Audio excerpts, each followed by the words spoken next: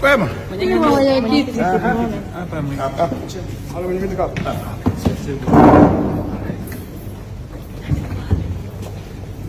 Ngoja. Jamani, hamjambo? Jambo mwenyekiti. Naendeleaje? Fanya hivi kwanza. Bado hajapanga. Huko Huruni kwema? Kwema. Naendeleaje? Huko ni kwema, kuna baraza kuu mwenyekiti. Baraza kuu tarehe 15. 15? Tunaomba Watanzania, yes. Waambie nitakuwepo. Utakuwepo? Nitakuwepo. Tunakusanya milioni 334 kwa ajili ya baraza kuu. Mwenyekiti, ni vyema ukawaomba Watanzania wakachangia.